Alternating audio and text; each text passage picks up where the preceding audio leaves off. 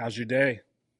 It's been good so far, man. I'm getting ready for going to South Dakota for Freedom Fest. Oh, nice. Yeah, and that's like a 3 day thing. And I'm looking forward to that. I've never been to South Dakota, and I think this is gonna be like at the like right at the foot of Mount Rushmore. Dude, that'll be So awesome. Are you speaking or are you just going for the event? no, I got four like panels in 3 days or something like that. That'll be So it's like a gang of libertarians. It's mainly a libertarian like ANCAP event, but I think it'll be dope. yeah, yeah. By the way, I just Yeah. want you to know I'm sticking to my water The water, so look, far. look, look, look. Yeah. There it is. Yeah. Cheers. Yo, when I say I had the roughest time, I usually down a lot of coffee. Oh yeah. The That coffee is harder to defeat than the liquor. oh, Like, 100%. I mean because you're a productive guy, right? So like anytime some people always ask that question, like if you had to give up one, which would it be? It's like, dude, I give up alcohol every time. yeah, Like yeah, I gotta have caffeine, man, because I'm trying to squeeze, 26 hours into a 24-hour day. So, right. Coffee has been the lesson for me because the definition of an addiction, oh, my homie was saying that if it's something that you just like can't stop. yeah, And I'm like, even this morning, I'm just like looking at the coffee pot as I'm in the car. I'm like, man, there's a Dunkin' Donuts around here, like on some fiend shit. yeah, And so I'm like, yo, man, I might have a problem with caffeine, not like liquor. Cause like it's in my mind, I'm like, if I go out to eat, I have a shot of Booker's, a Long Island, maybe some wine. But that hasn't really been an issue. I mean, it's a little weird because I'm like, all right, I'll just have water. But right. coffee in the morning, nah, man. It's that's a drug. It truly is, and it's weird how we as a society have like made certain drugs okay and normal. We can go down a whole libertarian rabbit hole and all that stuff, but like for those who don't know, Maj and I are Yeah, both right now drinking nothing but water. I saw yeah. he posted something about it, and I was like, I'll take you up on that. And it ain't easy for sure. Caffeine's the biggest thing for me, man. Just You know what's crazy? So I'm like, so you as a bodybuilder, you're gonna hear everybody say, well, I used to lift. I'm a dude, bodybuilder. Like all the you time. you hear this shit all the time, right? When I was actually being in the gym more consistently and not to compete or anything, just I just like it. It's just was like, and I would notice there would be very few guys in the gym with water. Really, Like very few, and it would be, and well, obviously it would depend on what type of gym I was at for too. So sure. if I was at, um, ironically, if I was at Planet Fitness, a lot of people at Planet Fitness at that time, in my experience, those people were trying to lose weight, so a lot of those people had water. Or pizza. They have pizza there Or, too. yeah, pizza too, or Tootsie Rolls. Um, but if I went to like LA Fitness and guys was like LA Fitness is weird. If you catch the right LA Fitness is legit. But some of them, like the one I used to go to in Philly, is like a nightclub because that's where all of the strippers go to work Yeah. out. You All know the what I'm single saying? And so people go there. everybody's just standing around at the flat press. Like the dudes, it's like, all right, bro, like, Yeah. are y'all just working the flat press? You're not gonna no incline, no decline, nothing. And so at that gym, I would see nobody with water. Nobody. Interesting. At this dungeon gym that was like a $5 a day gym, and it doesn't even exist anymore. A lot of the dudes that came home from jail, they were in that gym doing like jail shit, and I would see those guys with water. But the more a gym that's like not a dungeon, or like as people are lifting, I'm like, bro, you really are operating at a deficit. And I don't think that I don't think most people know that they're really kind of operating at like they're almost damn near dehydrated. Yeah. And so all of these things went into me saying, and I had been drinking a lot, like not on like alcoholism, but just like, and thinking about it, I'm like, yo, I had a lot of liquor this week. And so I'm just like, nah, let's just flush. Let's just do the water for a week and see what we feel like. You know what I Yeah. mean? I think it's good to do stuff like that, man. I mean, I personally like some of it was my parents were both addicts, so it's always in the back of my mind. But I'm all like, I hate that feeling when I get to the Yeah. point of like feeling like I'm depending on something or something's a regular part of my Mm, routine. I yeah. always like to try and mix it up, but caffeine's the big one for me, man. It's always like whether it's coffee or energy drinks or something. I'm Yeah. just always, What do you think is the longest you went without coffee? oh, dude. Well, coffee, I've gone pretty long without coffee specifically, but anytime I did that, I always filled the gap with like an energy drink or something like that. Mm, And for mm. me, probably the worst thing was I got in a bad habit of always taking like having to have a pre-workout before I hit the gym. And those things are so full of caffeine and stuff, man. Yeah. It's crazy. You're like cracked out, but you feel Yo, like you gotta yo, have so it. Dude, so it's so look, bad. I, I gave my girl Oh shit. pre-workout for the first time.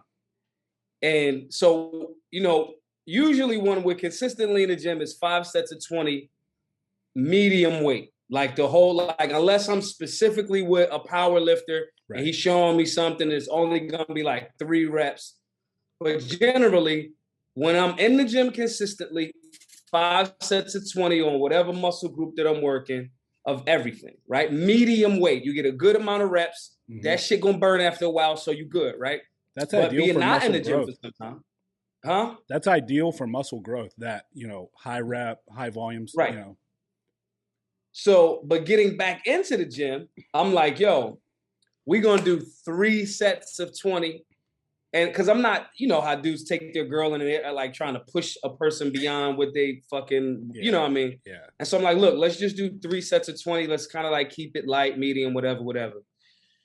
Um, and so we were doing that, and then I took pre, and she was like, well, what's that? And I'm like, well, this is like, this is the pre-workout. And I'm like, yo, you could bang it. And the way that I usually take it is I don't mix it really with water. I just Yeah. bang the scoop, bang a shot of water, and we get to it. 10 minutes by the time we get in there, It's do in. my little warm up on the treadmill. Let's get busy. Yep. She takes she takes it the same way. And she's like in the gym, like, yo, why the fuck is my Oh, face dude. itching? Yeah. Like, Yeah, if you've never had it before, you're not ready for that experience. yeah, It's yeah. it's different. Yeah, and she the funny thing was though, she enjoyed that workout, and she kind of was like, yo, I think I need to take a pre-workout every Oh time. boy. And I'm like, well, maybe not. Let's just string it out a little bit. Let's see how it go. Yeah. But Yeah. yeah, I really enjoyed it, Jim. I'm saying this shit like this is my interview, like I'm interviewing you. Dude, it's all Like, good. We can do whatever you want, man. okay, Real quick though, we just kind of jumped into it, but quick intro. So yeah, welcome back to the podcast, everybody. I'm joined today with a guest that I'm really excited about, Maj Toure. And if you guys don't know him, follow him on Instagram at Maj Toure. He's the founder and owner of Black Guns Matter, huge 2A advocate. I relate with you a lot in several different ways on social media and everything because I've noticed sometimes, what's the best way to put this? When you are committed to speaking truth no matter what, you're going to piss off the right and the left. It's going to happen. And I do that a lot. Like I make people mad on both sides because I'm honestly just telling the truth. I'm not trying right, to make either side happy. I'm telling the truth. And, most of the time I'm on the right side of a lot of issues. But yeah, if I'm not, like recently, I called out a lot of people that were trying to get Black Rifle canceled over this stupid New York mm, Times interview. yeah, And, love them, hate them, whatever, however you feel. It's like, we don't do the cancel culture thing. What right. are you guys doing? You've spoken out against this. So I call them out, and then I'm getting all these people hating on me. But anyway, Maj, what else would you add to, an intro of yourself, a description of what you do, what you're all about? Just I usually say I'm a reformed scumbag. My job, I'm not you reformed yet. know, Damn. right. I used to rob. My job was to rob drug dealers, and I hustled at certain points too. And you're from Philly, right? Yeah, I'm from Philly. And I just saw, so I believe this concept that, like, we were talking about caffeine, which is a drug, right? I believe this concept, like, this drug is good, not even factoring in why I thought this, just accepted the concept that, like, this drug is good, and if you're selling this drug, you're bad and you're a bad person. So if I rob you, it's okay.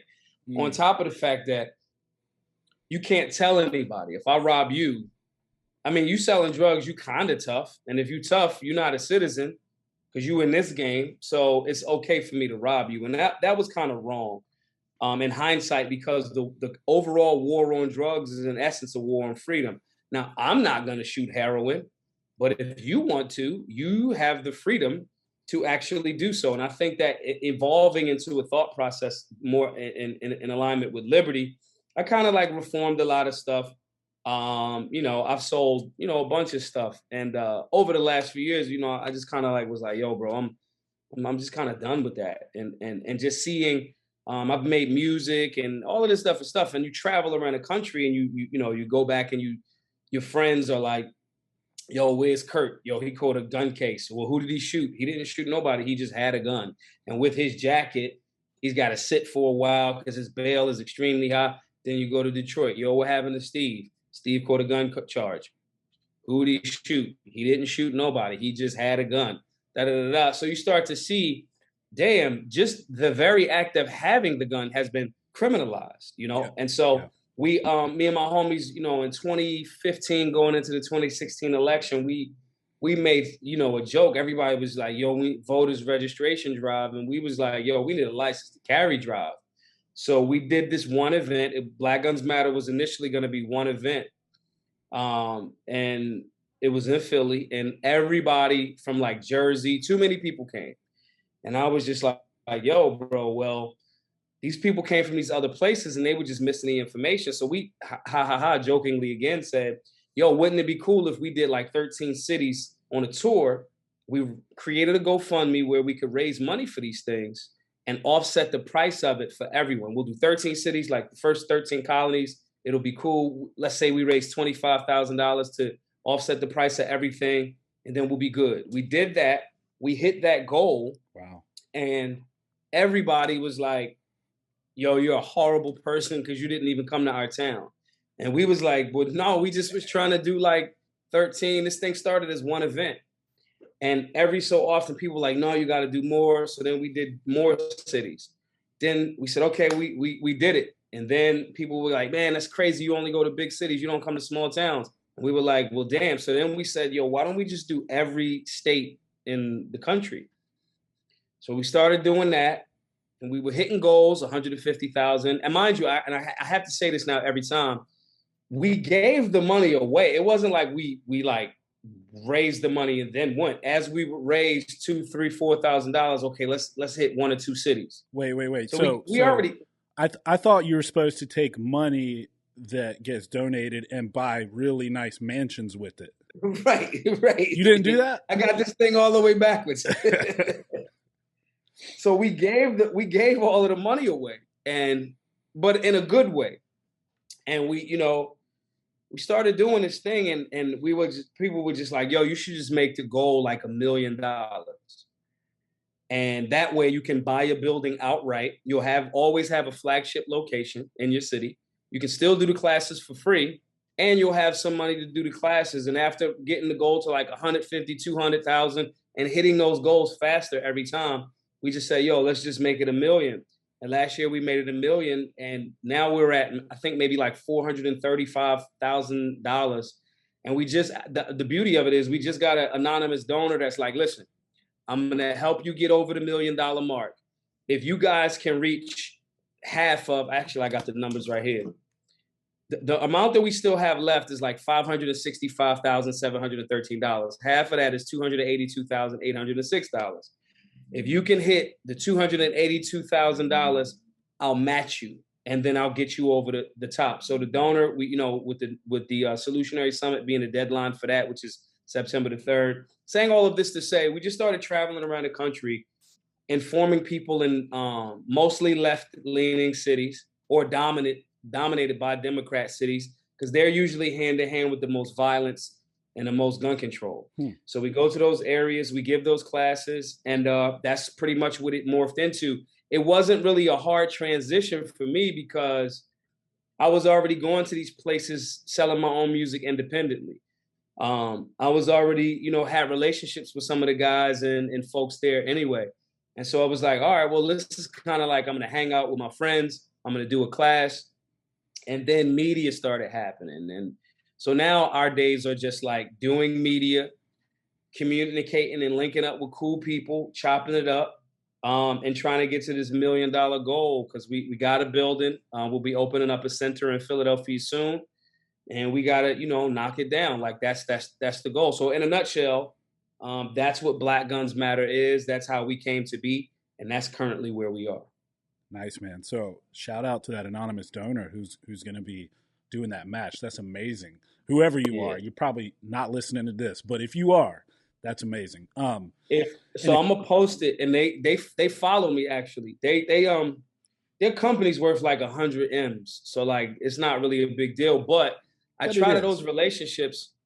The people that have donated bigger amounts of money, they usually are people that just like watch the social media world and see what I'm doing, and they're like, okay, this dude's like, I could get it in the beginning, everybody's watching to see, are you just gonna pop up with a Bentley? Like, are you just gonna, you know what I'm saying? Yeah. But after a while of people seeing years of us doing this work, they feel more confident that, I've been a good steward over the bread. Yeah, man. Yeah, I don't think many people at this point have any doubts about that. I want to touch on a premise that is really like fundamental to everything you do. And you've said it multiple times, right? And that is that all gun control is racist. Can you expound on that a little bit? Like, where does that come from? Because obviously, I've done my research. I know kind of where that comes from historically. But for those listening, when you say all gun control is racist, you truly mean that, right? Yeah. I don't mean it like he wore a MAGA hat or I disagree with him, so he's racist. That's bullshit. Right. They disagree with me, so therefore they are racist. Nah. There are racism like is real. Like 100%. It's like a real thing. And I don't mean like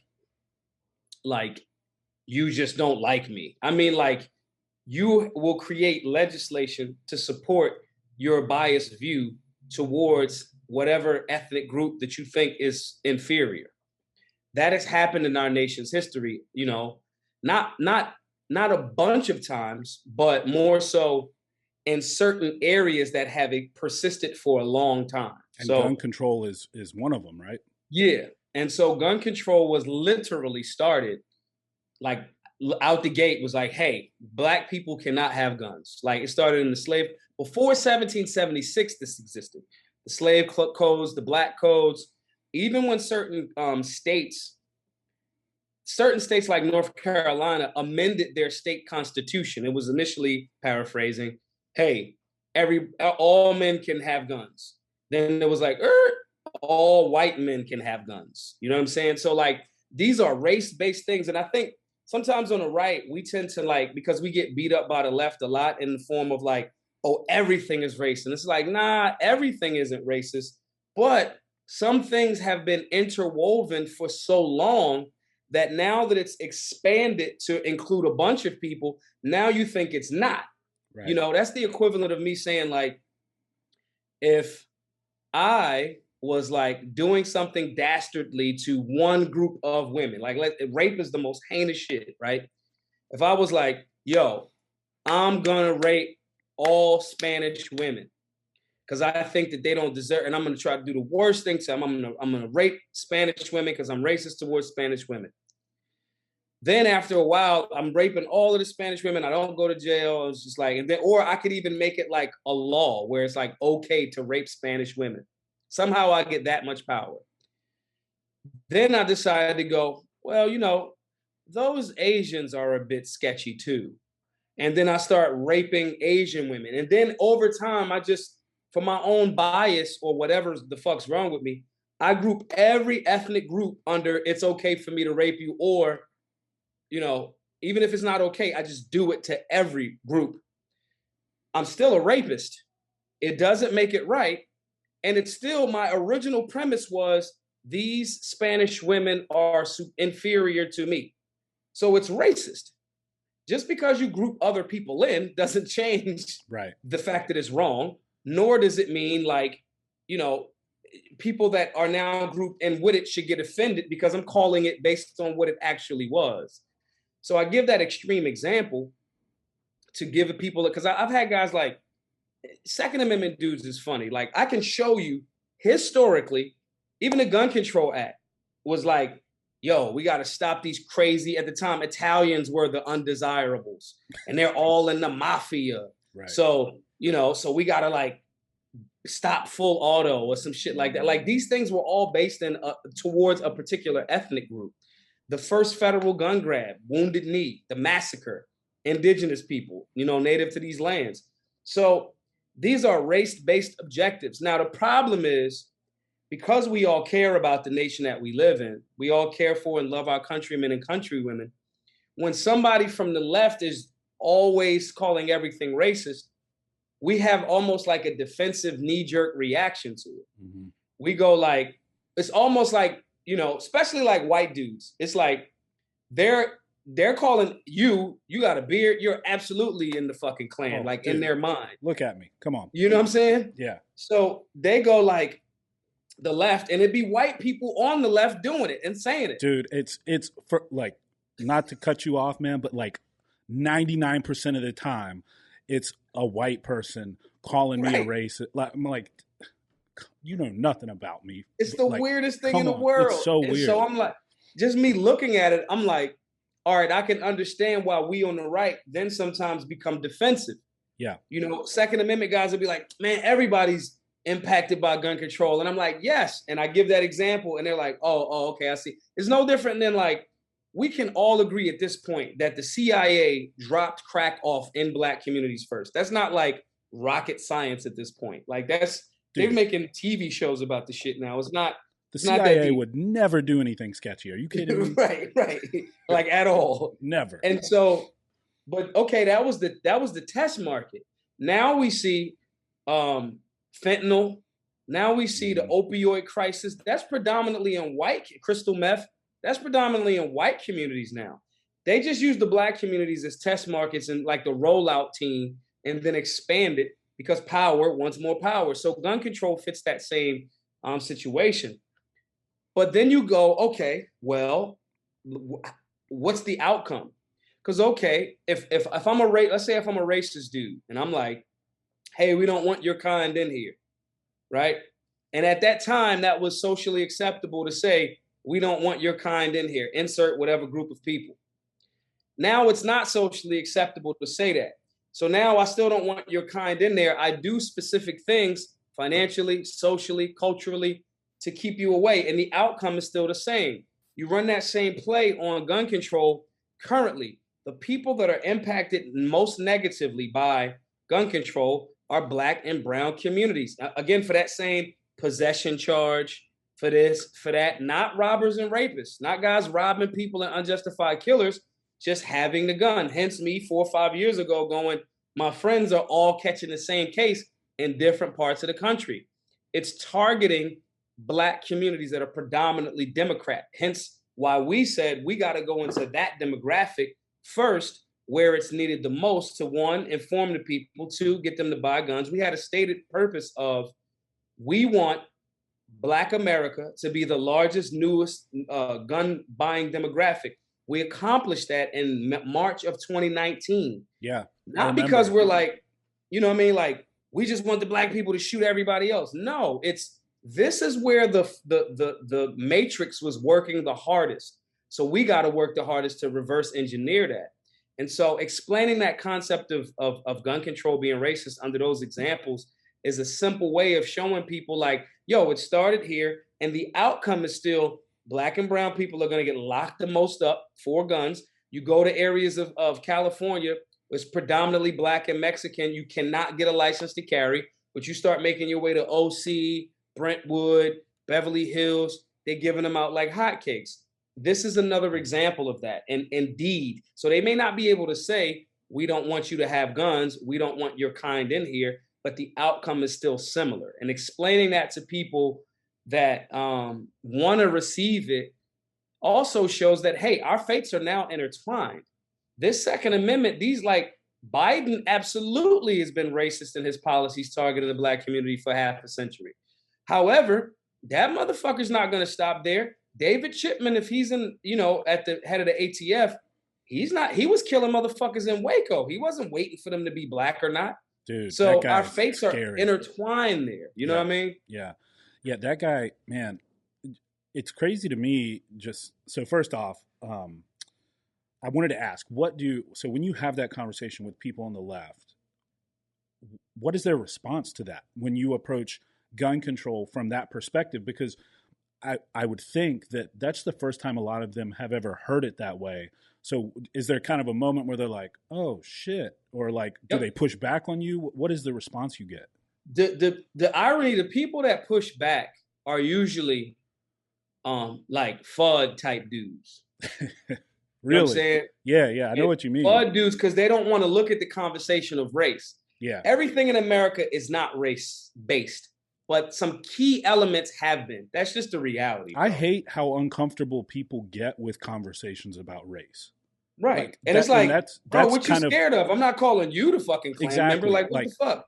Why can't a white guy and a black guy just sit down and talk about racial issues? It's like my significant other is a person of color. And, we talk about it all the time. She's like, man, white people are just afraid to say stuff around me. It's like, it's weird. It's this tension that doesn't need to exist, but a lot of it has been created and perpetuated by, unfortunately, the media, the left, and so you find yourselves like, oh, can we talk about this? Can we not? It's like, man. The irony is a lot of white people, in my experience, are doing it. Their fear is based in, I don't want to be offensive. Right. I want to be a good person. Right. So I'm terrified to say anything. Right. Yeah. Right. And that, I could work with that. Yeah. That part is easy. It's like, come on, bro. Like, let's just talk. It ain't that deep. That's easy. Usually the pushback is from the dude that's completely ignorant and arrogant at the same time. That's a bad like combo. I've had Second Amendment guys make when I had the cover of Recoil magazine in January, I got all of these guys. Oh, you guys are trying to be fake woke. And it's like, no, bro. Because the cover, it had me with a shirt saying all gun control is racist. And it's like, no, bro, like a few things actually are. This happens to be one of them. And if we can galvanize around that, we can almost stop leftist politicians from using that as a talking point. Because they're terrified. They say, we're not racist, we're not racist, we're not racist. You guys can't push for more racist gun control policies. Simple. But those guys get so nervous because it's like, A, you're harboring some biased fucking shit in your own mind and you don't want it to be exposed. And that's fine. I don't give a shit. I want people to be as racist or as tolerant as they want to be. That's what freedom dictates. Where it breaks the line for me is when you try to create legislation to support your bigotry. Voluntary association, you don't like the niggers, the spics, the crackers, the devils, the Jews. I don't give a fuck. I don't care. Don't try to put that shit into legislation because that's all, when racism has power is when the state sanctions it. Right. So those guys that have a little bit, they fall in those categories. They're a little nervous because they got some bias and they're trying to deflect. Or they just haven't really had somebody explain it to them that way. The FUDs, they on that end. The people from urban America that are more on the left, because FUDs usually aren't on the left. FUDs is usually on the right. Those people, they know that I'm in the community that they're from. I'm in it with them. It feels right. And they know I don't have, listen, I got every fucking gun. I don't have to, you're not going to take my gun. So I'm putting you on the game. I already know this stuff. And I don't really have a dog in the fight because I openly say I break all of the unconstitutional mandates or statutes. I don't follow any of them. They're not the supreme law of the land. I carry a gun in Chicago. I do not have a license to carry or a FOIA card in Chicago. I carry a gun in New York City. When I go do Fox, I'm tweet, hey, I got my gun and I'm about to do fucking Fox. I'm walking into Rupert Murdoch's building right now and I have a fucking gun. Like, I'm not, there's no like hiding about that with me. So because of that, I don't have if I go to jail and for like a full auto, if I go to jail and catch a felony for that shit, I'm gonna come home, I'm still gonna have fucking guns. I'm still gonna have guns. I'm one of the most safe and responsible people with guns that I know. With that being the case, they know that I don't have a dog in the fight of trying to convince them because I'm already gonna have what I have. When I say it to them from a perspective of, damn, bro, I didn't know that you trust the government that much. Ooh, and they go like, what the fuck do you mean? I don't fuck with the government. I'm like, well, you have to. You trust that they're gonna come like save you. No. You know the cops don't come, they come slow as shit in our neighborhood, da da da. Right. So why would you wait for them to get there if the bad guys did? Exactly. And do you really think that when they show up, their job is like, they have no obligation to protect you? And they're like, people in the hood get it. They like, damn, that's true. And then when I show like, and gun control was designed to stop us from having the means to protect ourselves. It's almost, it's undefeated. You can't argue against it. You know what I mean? Right. So it's the three-prong effect, really. It's empathy, not pandering. It's just empathy. Like, look, you live where you live, bro. Like my finances, if I wanted to go move to Hawaii, I wouldn't because Hawaii's fucking anti-gun. But the point though is, I still might because I could still move to Hawaii and I'd still have fucking guns. It'd just be more nerve-wracking. Constitution still exists. Right. And so empathy for the situation. The fact after we've developed empathy is the second phase. If you jump to facts with people that don't know that you care yet, facts are cold.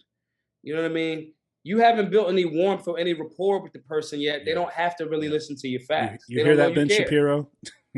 Ben Shapiro. That whole like facts don't care about your feelings thing. Okay, how's that been working out for the conservative movement with all of the facts in the world? Here we are, Biden administration. So Mr. Feelings and Dementia himself. Dude. You know what I'm saying? And so after we get the empathy, then we can share the facts with them. Then we all come up with the solution together.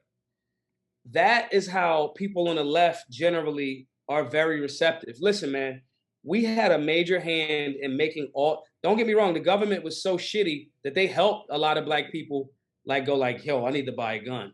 But we did a lot of the heavy lifting that went into black people in America, black American folk, going to buy guns in record numbers.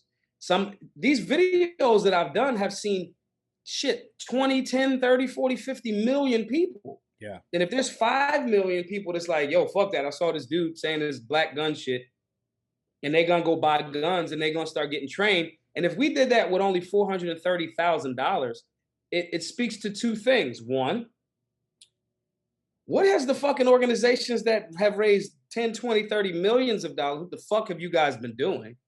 And two, it makes you go like, if you have a receptive or an audience that you can communicate with and speak to instead of trying to talk down on, they will be receptive.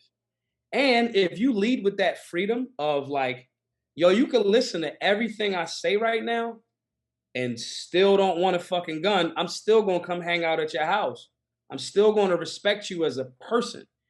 That approach later on, I remember when they first announced the shutdowns last March, and I was giving away ammo. Like, I'm talking about like I was walking around with like bags of these, right?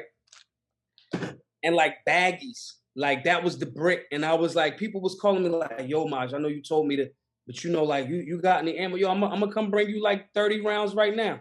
Yo, don't worry about it. I got just donate later or some shit. Like I was giving away ammo like it was the trap house. That's because the people that we were reaching or talking with and sharing this information with, when they didn't immediately jump and agree with us, we was like, no, that's cool. We get it. Let's meet here. If I respect your right to not have a gun, can we at least agree that you'll respect my right to have one? And everybody's like, yo, that's fair, bro. Then later on, when the government's like, yo, the police ain't coming, and we letting motherfucking rapists out of jail, and you non-essential. That conversation plays back, and they like, damn, who had my back and was trying to tell me something about this a while back? That empathy and that understanding of where people are, because left media has done a very good job, is a thing that the conservative and liberty-based movement, or on the right, could get a lot better at.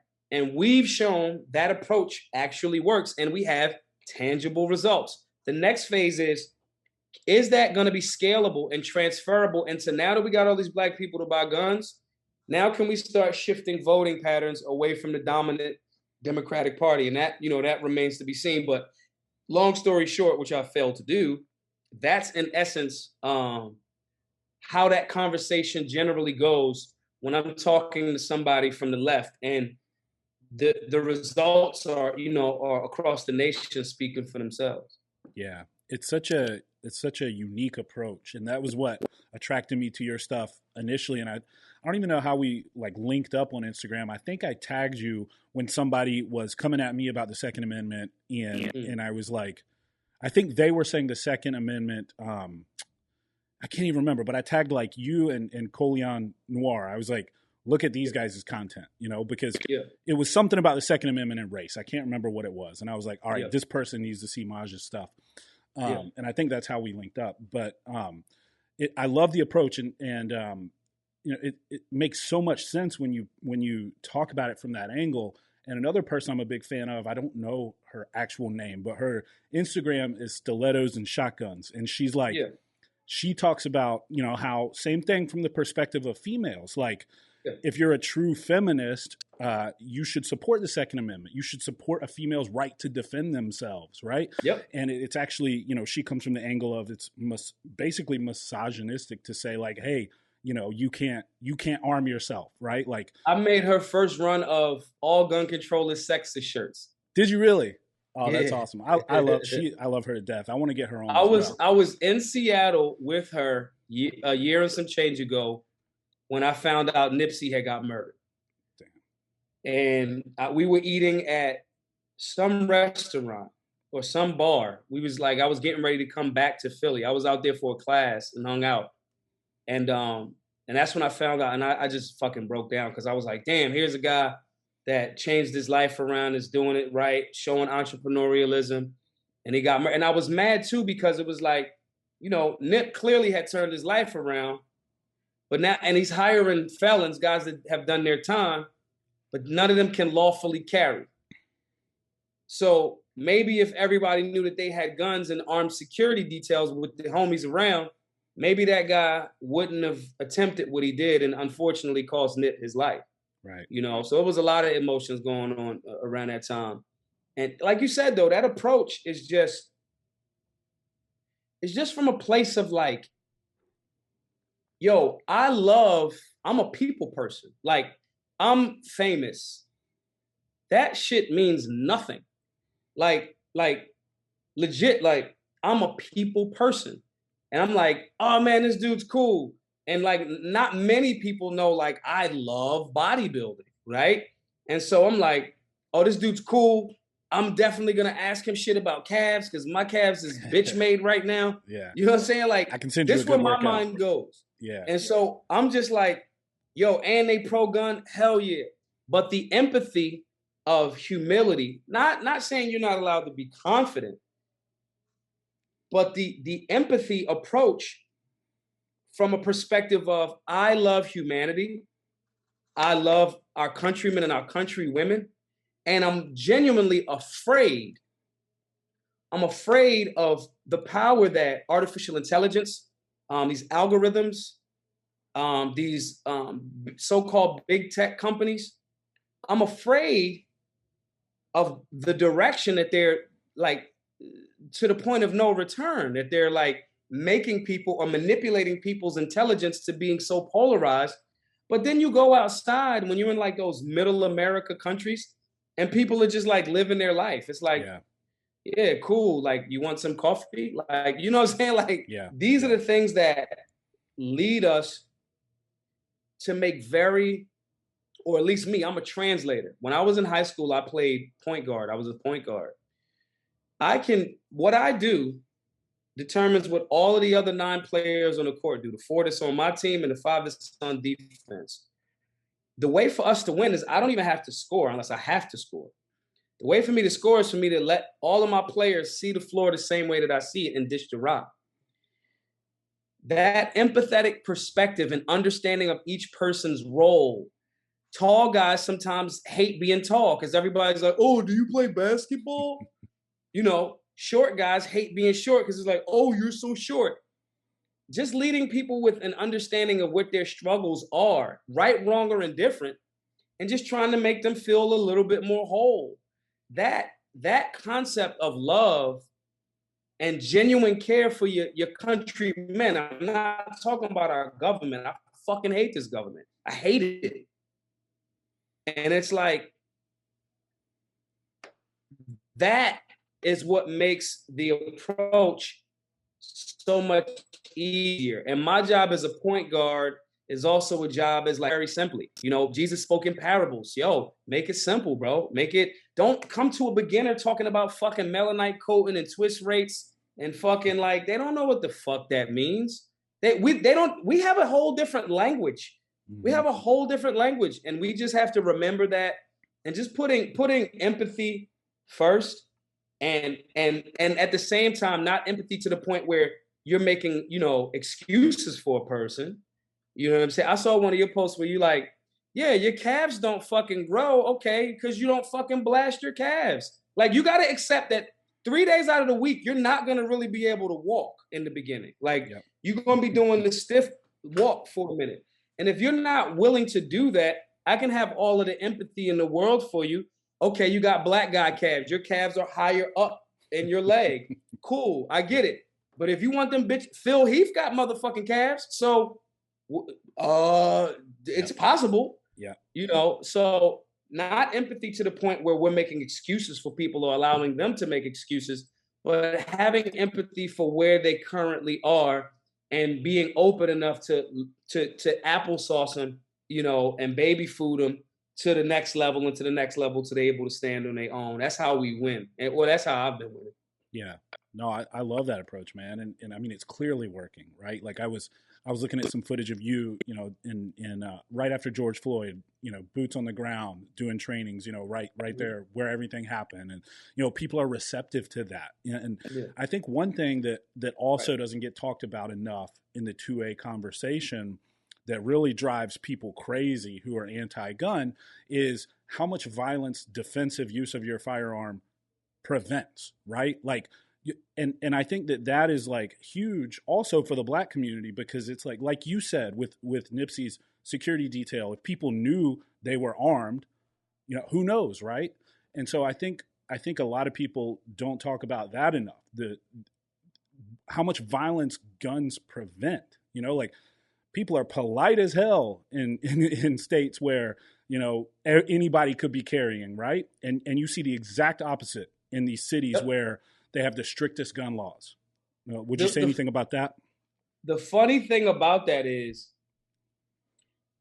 having a gun, like I've carried a gun pretty much since I was like 15, 16. My mom didn't see me with a firearm until like a year or two after Black Guns Matter was like a thing. Wow. Like I drove cars without a driver's license since I was like 15. Doing these things in a manner, I don't want my mom to catch me with a gun. I don't want the police to catch me without a license. You become a master of safety. You become I'm driving the speed limit. Right. I'm not doing nothing reckless type of person. So it's the same concept. It's like, yo, bro, I don't even in any way, shape, or form am I gonna like be irresponsible with this thing, you know? And so because you start thinking about it that way, you start thinking about, even as a lawful gun owner, you go, hey, I don't know if the police officers that pull me over, or I don't know if they're pro-gun, if they're anti-gun, because it's both. I want to limit my interaction with law enforcement. I got a fucking honey badger in my Vertex book bag. They may think I'm going to shoot up a fucking school. They have no idea. So I'm going to be so cautious and polite and respectful because I don't want to engage anyone that could go in the direction of that. And the opposite is, and like you said, in those other cities, it's like, well, I don't give a fuck. They aren't even thinking about the outcome. Like my man used to say, like, yo, youngins, go into like your bathroom and lock yourself in the bathroom with no phone for 23 hours in one day. And then you get to be out for 1 hour. That's what's going to happen to you if you catch a body. You're going to have isolation for 23 hours and you might get an hour of rec time outside. So the concept of people even recognizing that I shoot somebody or discharge a round, I'm probably going to go to jail. That concept of the lack of understanding of what goes into something is something that we break at Black Guns Matter. We go, hey, worst case scenario, even in a lawful self-defensive shooting, worst case scenario, this may happen. Best case scenario, this may happen. So we want you to train to mitigate and lean towards the best case scenario on everything. That makes you think about everything. When you're a gun owner, you think about the clothes that you wear. You think about, damn, man, I don't know, man. These board shorts, I don't know where my board short like holster is. I don't fucking know. You think about this shirt, man, it fits good, but when I do this, it raises up a little bit. I don't want to scare anybody because they might just see my appendix carry. You just start thinking about so many things. Then you start thinking about, damn, man, if there is a shooting, damn, what can if I get hit, can I apply a tourniquet to myself? Damn, do I have med kit in my car? Up. It just makes you a more thoughtful, and not necessarily like nice, but just more thoughtful. You think more things. Yeah. Which more is aware. Right. Yeah. And so the guys that are hiding the gun, that aren't thinking about these things, is just it changes some of the dynamic to a certain extent. And I contend that if we do that more, we have reductions in crime. So for example, when we first did Black Guns Matter, most of our classes were in 2016 before we started going on the tour. We did all our classes in Philly. When the stats came out, I say this point all of the time because it's really a point of honor for me. Crime that it had since 1979. All we did was gun safety, basic sight alignment, sight picture, blah, blah, blah, and conflict resolution. Then we start going on a tour. We've been on a tour for however many years, for just hitting all of these cities. Every year that we weren't in Philly doing massive classes, that violent crime rate crept up every single year. Wow. So there's something to be said for that. And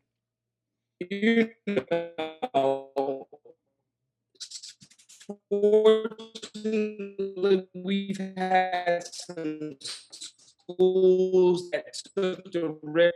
These things show progress. That's a goal with this donor because we're going to buy that building outright, man. We're going to have a lot of resources to put into Philadelphia because I'm going to try to be off the road as much and just be in Philly. Philly's homicide rate over the last weekend, we had 110 shootings. 110 shootings over the weekend. We need an outlet where these come learn. We have a putting up in there, and I'm gonna reach out to some of the dudes that got issues. Like, look, bro, you got issues. It's probably about money. Y'all gonna shoot it out on this laser simulator. Whoever lose got to give up 80% of whatever the bread was. Whoever wins, take 80% of the bread, and the 20% we're gonna put it back into the community. And y'all can still hustle, do your thing, but just don't do the shootings. Just don't do the shootings. Can reduce violent crime in our cities with a thorough strategy for addressing these issues by making these men better shooters and better thinkers and more aware. And in doing so, we can then roll that out to all of these major centers across the country. The trick, though, is in the beginning, we got to finance it all ourselves because even though City Council in Philadelphia is sitting on $10 million in so-called violence prevention money, they've done nothing. They've done nothing with it. And I think that there's some room and some opportunity for us to use Philly as the litmus test in that regard again, and with a concentrated effort. But I think we can do it. So yeah, the contradiction is clear. When there's more respect for the Second Amendment and safe and responsible gun owners, is less violent crime. And like you said, when it's not, it's literally quite the opposite. Yeah, that's always really puzzled me, man, how that's not just so obvious to people. And you hear things like, oh, they're getting it from neighboring states and all this stuff. Indiana. It's like, yeah, okay. Yeah, but go to those states and why isn't the crime there? Right? Like, come on. Like it's like when Fauci said, oh yeah, Texas and Florida released their mask mandates and their numbers are great, but that's just because the states with the masks aren't listening and they're not using their masks like they should. It's like, dude, you can do these mental gymnastics all day long, but we see right through that. You know, we're not. Yo, did you see Dr. Rand Paul roast him today? Oh my God, dude. Yes, today. Like, oh my God. Fauci looked like he was about to wet himself, man. That was intense. I mean, it. We'll see what happens. I mean, you have moments like that, and then of course nothing ever happens. But every time I see stuff, I'm like, how can you deny that, right? Like, I don't know, man. I feel like this guy, the walls are closing in. It's like people are starting to think, wait a second, you could have created this whole thing. Like, it's a very real possibility that you're the reason this whole thing happened, you know? And so God bless Rand Paul for continuing to push, man. I saw that right before I jumped on with you, actually. A humble brag. Rand Paul, Thomas Massey, Justin Amash, and Ron Paul all follow me on Twitter. Oh, dude, that's pretty epic. I got the fucking Infinity Stones of Liberty, bro. Yeah, you do, man. You do. I just started getting active on Twitter. Like my Twitter is pathetic, but and I don't know, man. Twitter is like one of those things where I can only do a little bit of it at a time, and I got to step away. You know, Twitter is the candy at the checkout aisle at the grocery store. It really is. You just boop boop boop, and I'm out. I'm not shopping here. I'm just grabbing this little thing. I started doing that on Instagram too, man. Like Joe Rogan calls it post and ghost. Like I've started doing that. Like I'll put my post out, like I said what I want to say, and I'm gonna step away for a little bit, spend some time with my daughter, do whatever I'm doing, and then I'll go look, have a look, because I do want to reply to people, but like I can't be sitting there all day long. Like it's too toxic. It's too toxic, and it's in your world. It's in the same in every world. It's like, if I see a dude, and not to keep, but you understand bodybuilding. You see a guy with a great physique. Me, I'm gonna go, bro, what are you doing for XYZ? Were you just born that way? Is it ba ba ba ba ba? Me, if I look at my shoulders will get big.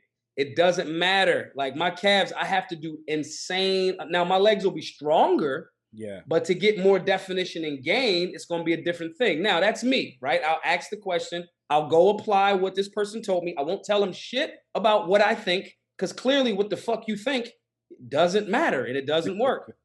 So in that world, Instagram and Twitter and social media is like, everybody's going to tell you what you should be doing to get your gains. Mm-hmm. And it's like, and then a lot of times, and I'm talking about when I would be in the gym regular, I'm talking about like 2 times a day. I'm doing refeeds. I'm doing like water. I'm like, damn, I'm figuring out, damn, bro, maybe I should do my cardio at night right before I go to bed. Like that type of shit. Yeah.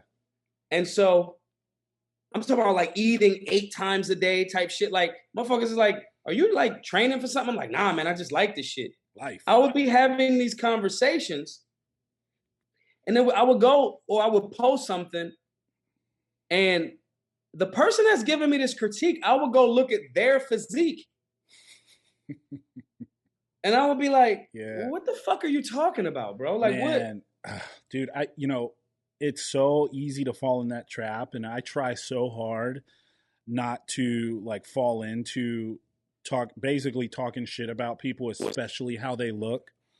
But man, I've had so many moments where somebody's telling me I'm not doing it right, or I should do this way or do that way. And I've done it a couple times. But, you know, my canned response is, I tell you what, when I want to look like you, I'll do it that way. Yeah. But I like looking like me, and I'm going to keep doing it my way, you know? Right. But it's like, you're so right. People, for one, there's no consequence for being wrong, right? Like, Right. Everybody's got a megaphone. Everybody's just going to give you their opinion no matter what. And it ultimately, yes, I agree. It's toxic. Like, you've got to moderate that stuff, dude. You got to, it's like junk food, like exactly like you said, it's like junk food for your brain. Yep. And to me, it's just like, if I didn't figure out a way to make fun of it and like find my own laughs. Yeah. You know what I'm saying? It would be, and you know, don't be a goofy. Being a bitch is un-American. No marshmallows. Like, these things would be happening so much that I would like come up with catchphrases, and then everybody else would laugh at it. And then it becomes a teachable moment. Like, hey, bro, are you being a bit of a marshmallow right now? Like, these are the things, like, if you can't turn it into something. Plus, like, for me, like, I've been in 3 shootouts, right? After somebody tries to kill you, like, a lot of this shit is like loud music at best. Yep. Like, it's just like, or it's like, you know how like in that cartoon back in the day, Charlie Brown, like when they would listen to their teacher, they'd be like, wah, wah, wah, wah, wah, wah, wah. That's all I could really hear now. It's like, I can't even, you know, and seeing that similarity, the Second Amendment community, the bodybuilding community, the conscious community, the liberty, it's a human theme of people, like you said, having that megaphone. Like, all the time I'll tweet, I'll be in a person's city that said they had an issue with me, and I'll say my exact location is I don't know, the Dunkin' Donuts on 13th Street. I'll get there at 9:28. I'm leaving at 10:45. I'm gonna have coffee. I'm wearing a white shirt that says "End the War on Masculinity." I'll tweet this shit out. And one person in 5 years of doing it actually came out. And it was the guy that yeah, how did that go? It was great. Yeah. It was great. And he was like, I said, yo, man, I see you're in Philly. I'm in Philly. I live in Philly. I'm in Philly right now. Let's meet. He was like, I was like, where do you live? I'll come to you. I'm not telling you where I live. I said, well, DM it to me. He was like, well, I'll meet you at the it was a coffee shop, the Green Line Trolley Company or something like that. I go there, I park, he's there, we sit, and I'm like, listen, bro, we're saying the same thing. You're missing context. You can't hear how I'm saying it and the energy that I'm saying it with via this text in the form of a Twitter. And we talked and had coffee for like a half hour. Then afterwards, we made a video, bullshit you not, and he was like, yo, Maj offered me to come out. I came out. We actually didn't disagree on much. And I have respect for you. And I posted it. That was one dude out of, 5 years. I don't know, hundreds. Yeah. Now, my point in that is, it's like, okay, on a good day of me being in the gym, my personal flat bench press, personal best is, I can get 300 up. I'm in the 300 club.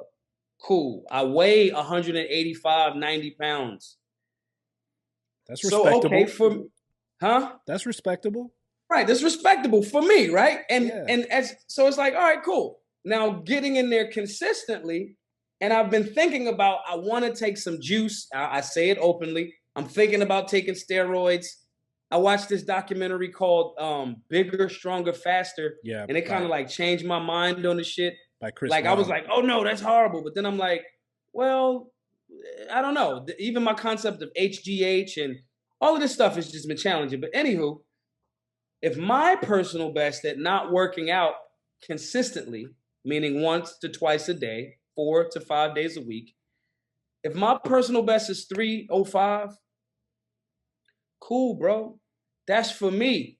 If you can meet me at the gym and do that as well, then I'm more inclined to listen to you. But when you say these things and then you don't show up, Yeah. But that's the internet, man. That's social media. It's like that's why I love this. I love long form conversations with people, and I invite people on all the time who disagree with me, and kind of like your story, people don't want to, they don't want to do it. Like more than once, I've said, look, I'm not going to do this back and forth on comments. I tell you what, why don't you come on my podcast? We'll talk about it. And more than once, when I've done that, they've blocked me. yep. It's like, what? Come on. Right. It's crazy, but Well, all right, so let me ask you. Yeah.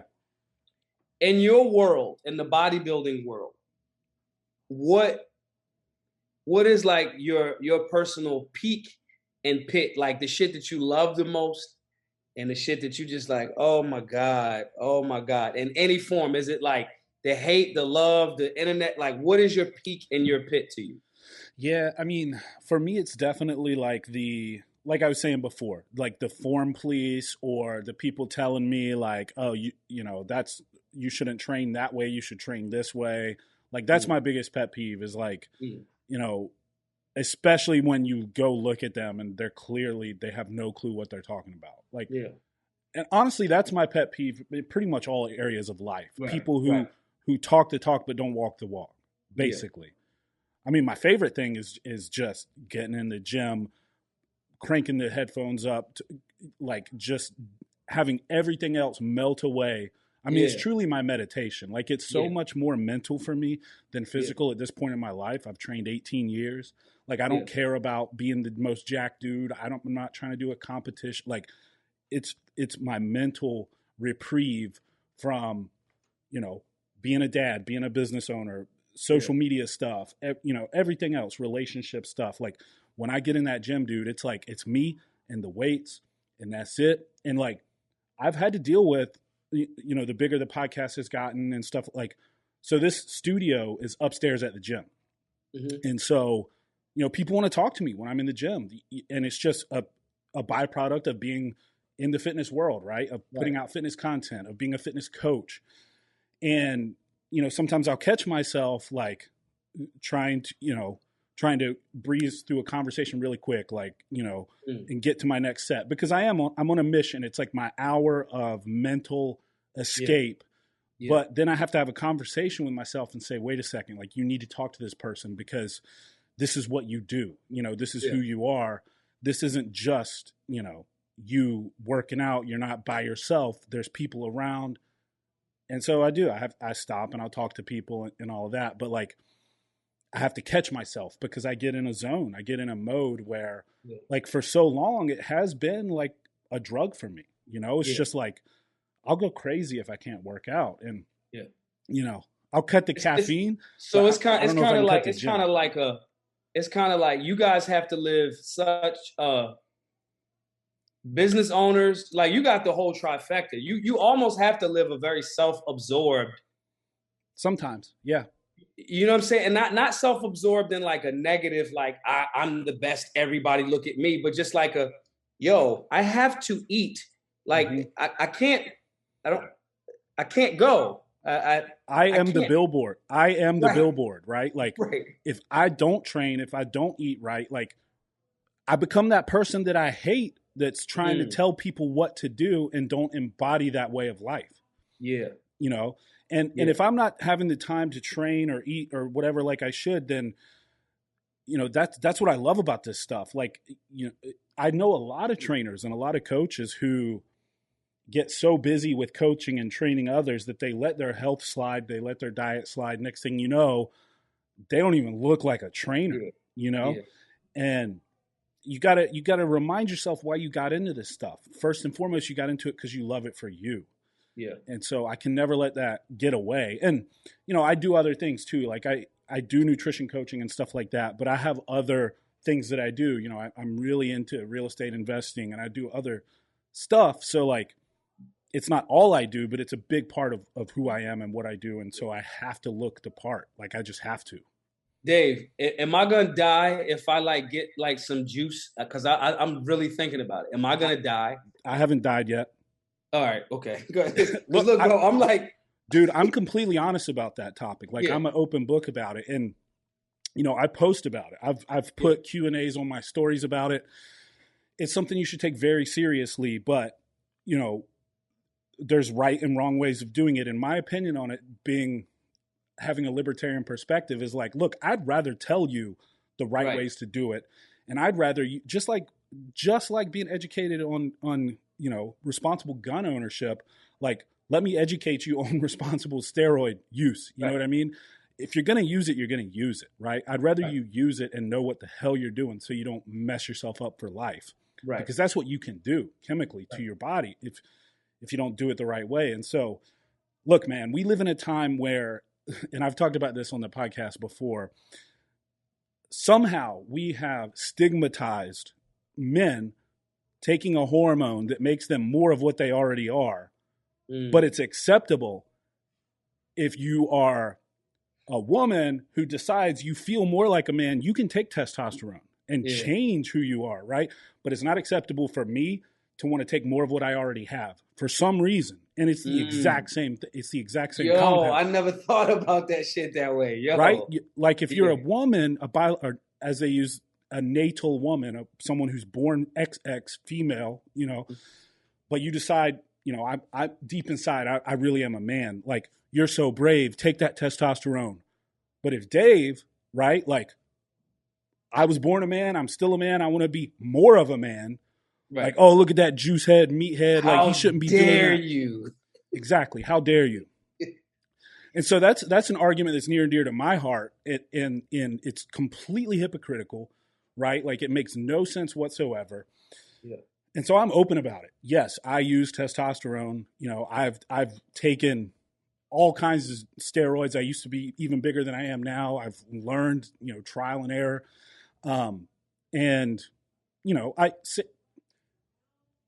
Drugs are, again, coming from the libertarian perspective, like, your body is your body. You do what you want to it, right?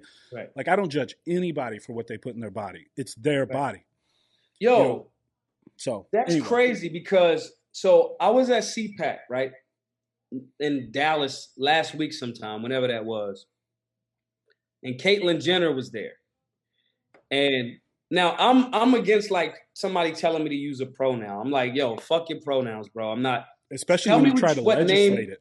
Huh? Especially when you try to legislate it. Like yeah, I'm Canada. Like, bro, fuck out of here. Now, if I meet you for the first time and you say, hey, my name is insert what the fuck ever, I'm going to call you that forever. Right. You want to be called this name. Cool. State your name. If your shit starts shifting every couple of 10 minutes, I'm like, yo, bro, you got to pick a nickname and stay there. Yeah. You know what I'm saying? Now, I meet Caitlyn Jenner. I'm name fluid. Right. It's like, what the fuck? I'm Tom now. Right. I meet Caitlyn Jenner, and I'm like, what's up, Caitlyn? How you? Da-da-da. Chop it up for a second. Caitlyn's a fan of Black Guns Matter. I'm like, word, that's what's up. That's cool. Chopping it up. All right, cool. Let's get this picture. Let's chop it up. Bang, bang, bang. Now, I have this picture in my phone, and I'm like, I'm going to get people that just because you're in the gun community or the conservative community doesn't mean you actually understand freedom to your top property, which is your body. So I'm like, I actually believe in, for adults especially, freedom over everything. I do not care what you do. Right. I don't care what you do with your body. Do it. Right. Don't care. Or if you ask me and you want to have a genuine conversation, I probably won't tell you what I think because I'll probably be asking you too many questions. I'll be like, so, well, what made you in it? Because I want to understand. So I post a picture and I got so many dudes who's like, oh, that's disgusting. I'm like, what's disgusting? That's a dude. Look at his hands. And I'm like, okay, I don't care. Like, did you call him by his pronouns? I'm like, no, I called him Caitlyn. And it was like, it was a great time. We had a drink, chop it up. take a picture, kick it. That's it. Still a human. Still a human. Now, where I draw the line is, I want people to make adult decisions for themselves. I have, in that room, I have a daughter. She's 5.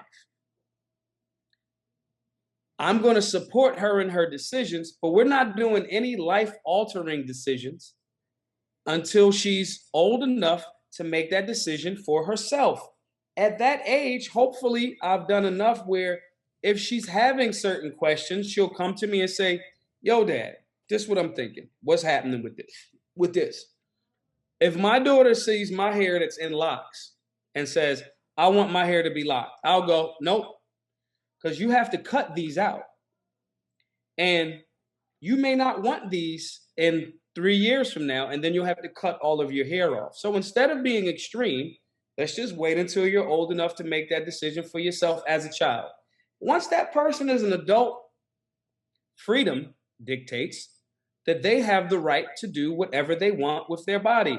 And I always find it odd that the room that says we are very about liberty and freedom, I don't think that we actually understand, and I made a video about this earlier. I don't think we understand what freedom actually means. I think we've been so far away from like actual freedom. Like when you read like the Federalist Papers and like reading the Constitution and the Bill of Rights, and when you like write down, like read some of the notes that these dudes was writing down with their contradictions, no doubt. But when you read this stuff, you like when you read like Bastiat, like the law, and these French revolutionary dudes, these dudes was like, yo, do whatever the fuck you want. Just don't fuck with nobody else shit or them. Leave people alone. Do what you want. I don't think that we've truly lived that, especially gun owners, for a very long time. My grandfather could tell me about times where Main Man could get in the Sears catalog and get the gun shipped to the crib. And it's like, damn, like I remember being younger and my grandmother used to take me to the airport in Philadelphia. When we would go to the airport and walk right to the gate, and like we would like eat and talk, and we would watch airplanes like take off. And people could probably smoke cigarettes. All that, and I'm like, we didn't have a like a security gate. We didn't have like TSA going like, nah, bro. It would just be like, you go there, you sit down, you watch the planes take off. If you have a ticket to get on this bitch, you get on it. If you don't, you can't. That's it. We've been so far removed from certain levels of freedom that we look at when someone is exercising their freedom, whether you disagree with it or not, when they're exercising their freedom, we look at that as somewhat of an offense to us. Mm-hmm. And it's like, bro, that shit don't have nothing to do with you. Like, I don't give. What I do know about Caitlyn Jenner, whose phone number I have in this phone now, is 1, she's pro-gun. 2, she's related to all of the Kardashians, which means I'm closer to Rihanna. That's all that means to me. That's all that means to me. And look, man, you can't argue that the person, Caitlyn Jenner, doesn't know about success, about how to be successful in life. I mean, there's so many. I would love to have a conversation with Caitlyn Jenner. And that's why I originally held up that sign, we can disagree and still be friends. It drives me crazy when I see so many people who are pro-liberty and pro-freedom, but they're shitting on people, left and right about personal choices that individual has made that has no externality whatsoever, right? And you can say, oh, but, I don't want my daughter to see a transgender, man or woman or whatever. And it's like, so what? But then that's just on me as a parent to educate them, right? Like, or to monitor, like take the time to monitor what your child is watching. You want to do this lazy parent thing where you want everybody else to conform to your schedule because you want to watch Netflix and you're not paying attention to what your child's watching. And I get it. The television can be a great babysitter. until it start getting into the world where you don't want them to watch certain stuff. And I understand it, but that doesn't, you're not wanting to monitor your child's television choices doesn't mean that the adult that's putting shows on adult channels, and I don't mean like pornographic, I mean like E! News isn't like Sesame Street. Right. You know, and so the distinction becomes, now if Caitlyn Jenner would have asked me, yo, I'm really a woman biologically, right? I would have been like, of course not, Caitlyn. Right.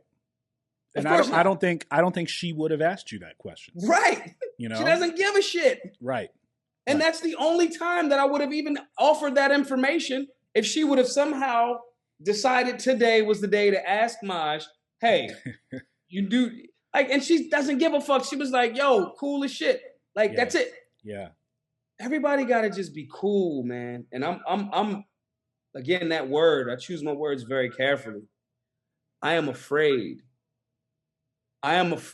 that because we don't understand freedom and we don't and liberty, and we don't understand like the responsibility that comes along with it, I think we're allowing the state to shape legislation that we feel like agrees with us to the sacrifice of somebody else's liberty. That sounds cute when you're on the positive end of that interaction by the state, until it's you on the other side of that. Somebody over there with a different sway or power says, yo, we're going to get behind this legislation that says they can't have full auto. They can't, like, beards. We believe that beards, and this is an extreme thing, but I don't put anything past this government saying, listen, to not have grannies die, beards are fucking infested with COVID. I don't believe them to not say that. On it. Yeah. You see what I'm saying? Yeah. But I believe that they would come up with some shit that weird. Yeah. Look, then it's like, you have to shave your beard. It's like, nah, bro, I don't want to. It's simple. To me, it's simple. It's like, but the key is you've got to apply this principle everywhere, right? Yeah. As minimal government as possible. Stay the fuck out of our lives, period, right? Any legislation, anything that you legislate is going to limit someone's freedom. Right. Almost exclusively, that's true. There are some exceptions, right? Like, obviously, legislation that protects civil rights, that change the wrongs of the past. Property rights. Right. Stuff like that, sure. But for the most part, like, we're good on all that. Y'all stay the fuck out of our lives now and let us live. At this point, anything else government is trying to do is an overreach, in my opinion. Right. You know, and that's just, it's just live and let live. It's simple. 100%. 100%. That's how I live my whole life. Like, I don't care what you do. I don't care what Caitlyn does. I don't give a fuck what anybody does.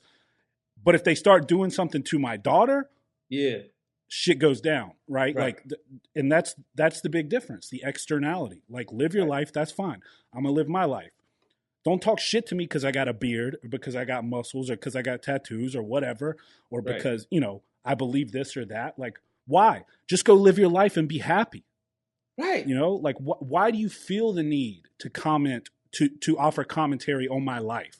Because I'm trying to help you. Because you're going to hell. No, it's because they're so unhappy with their life, and they need to turn that inward and reflect a little bit and say, why do I feel compelled to jump on Twitter and talk shit to people? Right. You know, right. That's what I think. Right. That's what it is. Fuck that. That's what it is. Yeah. Listen, we got to get out of here, but we got to do this again, man. I appreciate you. I really appreciate you, man, extending, you know, this olive branch and like in genuine conversation, man. I don't really get to do these type of long format interviews. I probably might try to get on Rogan or some shit, but like, I appreciate you, man, for being unapologetic and like legitimately like living your freedom. You know what I mean? And so I like to say that to brothers a lot of times, because even our strong homies, you know what I mean? You know, like, the world tries to beat us down. It's true. You know, and so like I legit want, you know, everybody watching and listening to this to legitimately like appreciate, you know, the men and just strong people of whatever background that you have in your life, and just, give motherfuckers their roses and tell them you appreciate them. You know what I mean? 100%, man. And I feel the exact same way. As I saw so much in common with you, which is why I wanted to talk to you. Our approach to freedom and liberty, and our viewpoints. Really quick, I I want you to at least mention this really quick. The Solutionary Summit. What is it? Yeah. Where can people learn about it? All that good stuff. For sure, the Solutionary Summit is it's a mixture. There's some people from the left, there's some people in the center, there's some right people. I was trying to get some like really, really racist people to come to on both ends of the spectrum. Sometimes they don't they don't come to the invites. But basically, the Solutionary Summit is a hodgepodge mixture of all different political leanings, discussing ideas and their perspective, and some in panels, some in just single presentations to the people. And then at the end of each discussion, we land on an action item list that the vast majority of the people in the audience and the panelists can agree with. So we may not all, again, get 90% of what we want or 100%, but okay, we good. Everybody gets 65 and we can implement this in our respective lanes and circles. That's a solution. You know what I mean? So that's in essence what the Solutionary Summit is.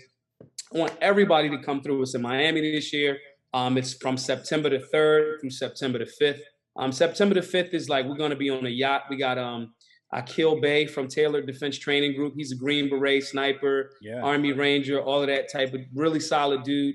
He's going to be teaching everybody that gets that ticket on a yacht in Miami, just floating around. So that's the Sunday. Saturday is when all of the presentations and stuff.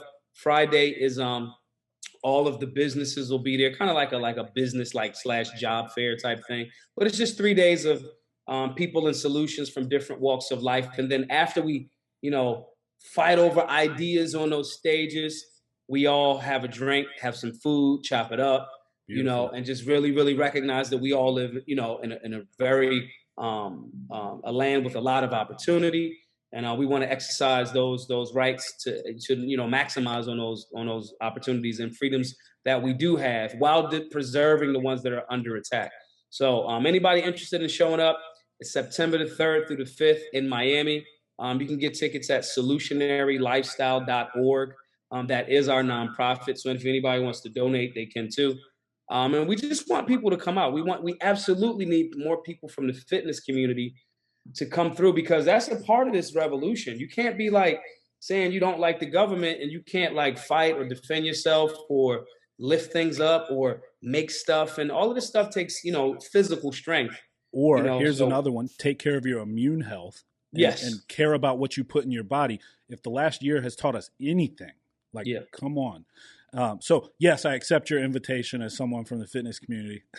Hell yeah. Yo, listen, Dave, seriously, no, I'm serious. I would love through, to come. Set up a booth. Like, I got you, man. Like we need, and any folks that like I'm trying to really like link up like with guys that and women that really are like that see this picture holistically like yourself. So absolutely, man. Just after this, just shoot me a message, and then I'll send you the same thing, or just whatever.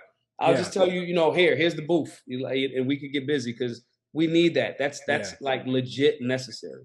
Yeah, I mean, I can put you in touch with a few people who share our same beliefs and are in the fitness community. I mean, obviously Ian Smith, Andy Frisella, all those guys have ties to through First Form and stuff. But anyway, man, we'll talk offline. I appreciate your time, brother. Maj Toure, Black Guns Matter, Solutionary Summit. You guys can find him online pretty easily. He's all over the place. I have mad respect for what you're doing, man, and I appreciate you. And we absolutely got to do this again. For sure. Thanks, brother.